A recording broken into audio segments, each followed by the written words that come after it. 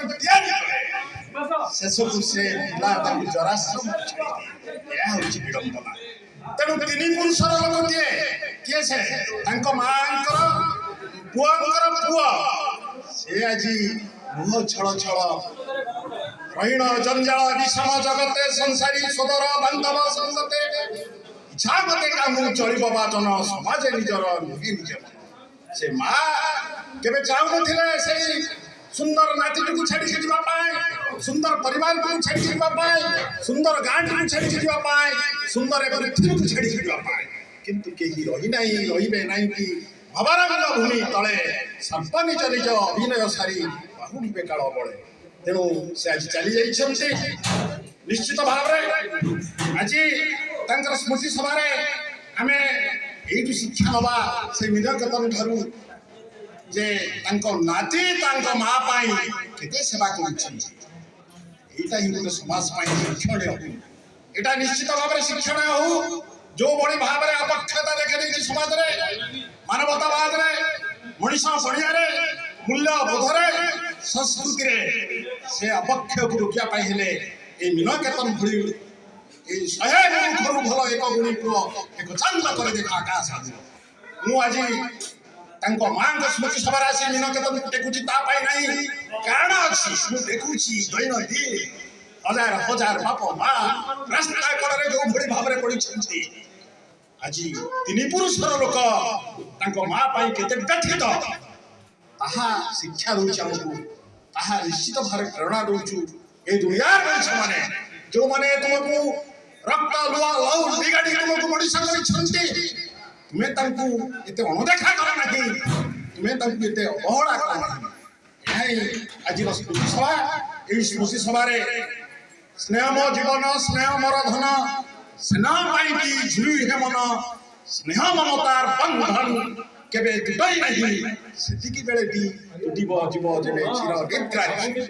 ତେଣୁ ମିନକେତନ ତୁମେ ଯେଉଁ ଶ୍ରଦ୍ଧା ମା ପ୍ରତି ତୁମର ଆଖି ଛଳ ଛଳଟି କଲ, ତାଙ୍କର ତୁମର କକେଇ ମହୋଦୟ ବି ତାଙ୍କର ଯେଉଁ ମାଙ୍କର ସମ୍ପର୍କରେ ଉପସ୍ଥାପନ କରୁଥିଲେ, ତାହା ନିଶ୍ଚିତ ଭାବରେ ଏ ଦୁନିଆର ସମସ୍ତ ପୁଅ ସମସ୍ତ ନାତି ଯେଉଁମାନେ ଆମକୁ ଏ ଭୂମିଷ୍ଠ କରିଛନ୍ତି, ଯେଉଁମାନେ ବସୁଧାକୁ ଆଣିଛନ୍ତି, ଆଲୁଅ ଦେଖାଇଛନ୍ତି, ଅନ୍ଧାରକୁ ଦୂରେଇବା ପାଇଁ ପ୍ରବଳ ପ୍ରଚେଷ୍ଟା କରିଛନ୍ତି, ଭାଷା ଦେଇଛନ୍ତି, ଶିକ୍ଷା ଦେଇଛନ୍ତି, ଜ୍ଞାନ ଦେଇଛନ୍ତି, ବିଜ୍ଞାନ ଦେଇଛନ୍ତି। ସେଇ କ୍ଷେତ୍ରରେ ଆମର ଉତ୍ତରଦାୟିତ୍ୱ ହେଲା ଏ ଦୁନିଆର ସମସ୍ତ ବାପା ମା ମାନଙ୍କ ପାଇଁ ଆମେ ଆମର ପ୍ରଚେଷ୍ଟା ଜାରି ରଖିବା। ସେ କେବେ ଅଣଦେଖା ନ ହୁଅନ୍ତୁ, ସେ କେବେ ଅଲୋଡ଼ା ନ ହୁଅନ୍ତୁ। ତେଣୁ ଆଜିର ସ୍ମୃତି ସଭା ସ୍ମୃତିଚାରଣ ଉତ୍ସବରେ ଉପସ୍ଥିତ ମୋର ବିଭିନ୍ନ ବରିଷ୍ଠ ସାମ୍ବାଦିକ ଭାଇମାନଙ୍କୁ ମୁଁ ଜାଣିଛି ସମସ୍ତଙ୍କୁ। କଳିଙ୍ଗ ଟିଭିରେ ଅଛନ୍ତି, ବିଭିନ୍ନ ଖବରକାଗଜରେ ବି ଅଛନ୍ତି। ସାଥୀ ଅଖଣ୍ଡ ଜଣେ ସୂଚନା ଅଧିକାର କର୍ମୀ, ସେ ବି ଜଣେ ବିଶିଷ୍ଟ ସାମ୍ବାଦିକ। ସମ୍ବାଦରେ ଥିଲେ, କନକ ଟିଭିରେ ଥିଲେ, ସମାଜରେ ଥିଲେ, ଓଡ଼ିଶା ଭାସ୍କରରେ ଥିଲେ, ପ୍ରଗତିବାଦୀରେ ଥିଲେ। ସବୁ କିଛି ଛାଡ଼ି ବର୍ତ୍ତମାନ ମାନବ ଅଧିକାର ସୂଚନା ଅଧିକାରରେ ସେ ନିଜକୁ ସାବ୍ୟସ୍ତ କରିଛନ୍ତି। ମୋ ଭାଇମାନେ ବି ବସିଛନ୍ତି, ମୂଳଠୁ ଆରମ୍ଭ କରି ସମସ୍ତେ ଭଉଣୀ ସମସ୍ତେ ଏ ଓଡ଼ିଶା ସାମ୍ବାଦିକତା କ୍ଷେତ୍ରରେ ଅନେକ ସତ୍ୟକୁ ଉଦ୍ଭାସିତ କରୁଛନ୍ତି ସମାଜରେ। ତେଣୁ ଆଶା କରୁଛି ଆଜି ଏ ଜିନ୍ ଶାସନର এই ପରିବାରର ସମସ୍ତ ସଭ୍ୟମାନଙ୍କୁ, ଏ ଗାଁର ସମସ୍ତ ଲୋକମାନଙ୍କୁ ମୁଁ ସମବେଦନା ଜ୍ଞାପନ କରୁଛି। ଆଶା କରୁଛି ସେ ମାଙ୍କର ଅସୁର ଶ୍ରଦ୍ଧାଞ୍ଜଳି ଜ୍ଞାପନ କରୁଛି, ଶ୍ରଦ୍ଧାସୁମନ ଦେଉଛି। ସେ ମାଙ୍କର ଆତ୍ମା ପବିତ୍ର ହଉ ଏବଂ ସେ ସେଇଭଳି ଭାବରେ ସେ ସ୍ୱର୍ଗରେ ଥାଇ ଅନେକ ମା ମାନଙ୍କୁ ଶିକ୍ଷା ଦେଇ ଯାଆନ୍ତୁ। এই ସ୍ନେହ ମମତା, ଯେଉଁ ସ୍ନେହ ମମତା ଭିତରେ ଦେଇକି ସମାଜ ଗଢ଼ି ଉଠେ। ତେଣୁ ଆଜି ଦୁଃଖ ଲାଗୁଛି, ଯନ୍ତ୍ରପାତିର ତନ୍ତ୍ର ଭିତରେ ସଭ୍ୟତା ଲୁଚି ଯାଇଛି। ଆଜି ଶୂନ୍ୟ ଏଠି ଲୁଚି ସଂସ୍କୃତି, ମଣିଷ ପଣିଆ ଗଲାଣି। ସଭ୍ୟତା ନାଁରେ ଅସଭ୍ୟତାର ରାଜ ଆପେ ବଞ୍ଚିଲେ ବାପର ନା। ଦେଶ ଭାସୁ ଜାତି ଭାସୁ ମୋର କି ଗଲା, କାହାରି ଚୁଲିରେ ନଜର ଦୁନିଆ, କାହାରି ମୁହଁରେ ଅଫୁଟୁ ହସ। ତେଣୁ ଏଭଳି ଅବସ୍ଥା ବନ୍ଧୁଗଣ, ମୁଁ ଆଉ ବେଶୀ ଆପଣମାନଙ୍କୁ ବିରକ୍ତ କରିବା ପାଇଁ ଚାହୁଁନାହିଁ। ଆଜି ତ ସମସ୍ତେ ଦୁଃଖ ଲାଗେ। ମୁଁ ସବୁଠାରୁ ପବିତ୍ର ଅନୁଭବ କରୁଛି। ଆଜି ଗୋଟେ ପ୍ରେସ୍ ମିଟ୍ ଥିଲା, ସାବରମତୀ ଆଶ୍ରମକୁ ଯେଉଁଭଳି ଭାବରେ ତାକୁ କ୍ଷତ ବିକ୍ଷତ କରିବା ପାଇଁ, ପଞ୍ଚତାରକା ହୋଟେଲ କରିବା ପାଇଁ ସେମାନେ ଲାଗିଛନ୍ତି। ତାରି ଉପରେ ଗୋଟେ ପ୍ରେସ୍ ମିଟ୍ ଥିଲା। ମହାନ ପ୍ରକାଶ रविवार अन्य थिलु ସେଇଠୁ ମୁଁ କହିଲି ଶୀଘ୍ର ସାରିକି ମୁଁ ଯିବି ମୋର ଗୋଟେ ମାଙ୍କର ଶ୍ରଦ୍ଧାଞ୍ଜଳି ସଭାରେ ଯାଇକିରି ମୁଁ ମୋର ପବିତ୍ରତା ଅନୁଭବ କରିବି। 20 ମିନିଟ୍ରେ ଏଠି ଛତରୁ ମୁଁ ଏଠି ଆସି ପହଞ୍ଚିଲି ଆଜ୍ଞା। 20 ମିନିଟ୍ରେ ମୁଁ କହିଲି ନା ନା ନିଶ୍ଚିତ ଭାବରେ ମୋ ମାଆକୁ ମୁଁ ଦର୍ଶନ କରିବି। ଯାହା ହଉ ଭଗବାନ ତୁମକୁ ତୁମ ଆତ୍ମାକୁ ଶାନ୍ତି ରଖନ୍ତୁ।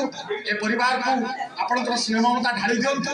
କେବଳ ପରିବାର ନୁହେଁ ଏ ଗାଁ ଏ ଦେଶ ଏ ସମାଜ ଆପଣମାନଙ୍କ ଶିକ୍ଷାରେ ଶିକ୍ଷିତ ହଉ ଦୀକ୍ଷାରେ ଦୀକ୍ଷିତ ହଉ ଏତିକି କହି ସମସ୍ତଙ୍କୁ ହାର୍ଦ୍ଦିକ କୃତଜ୍ଞତା ଏବଂ ବୈଷୟିକ ଅଭିନନ୍ଦନ ଜ୍ଞାପନ କରୁଛି।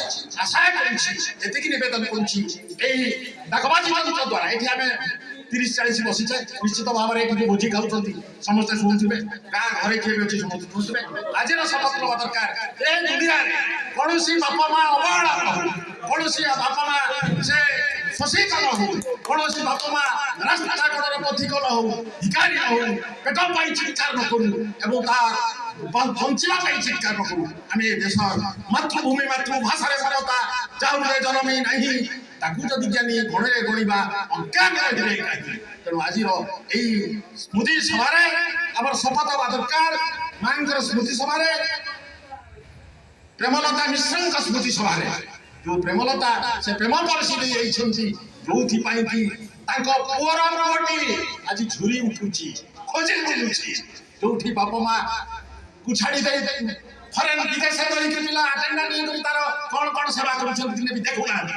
ଆଜି ଧନ୍ୟବାଦ ଦେବି ଏ ପରିବାର ଯୋଉଭଳି ଭାବରେ ତୁମ ଭିତରେ ସ୍ନେହ ପ୍ରୀତି ମମତା ସାମାଜିକତା ଶିକ୍ଷା ଦୀକ୍ଷା ପରିପୂର୍ଣ୍ଣ ରହିଛି। ସେହି ପରିପୂର୍ଣ୍ଣତା ଭିତରେ ମୁଁ ଆପଣମାନଙ୍କୁ शुभेच्छा जनाऊँ स्वागत करुँची आशा करुँची निवेदन दुनिया में प्रचेषा करवा समस्त बापा माँ सुखी रखा। धन्यवाद आपण सशस्त्र प्रमाण धन्यवाद।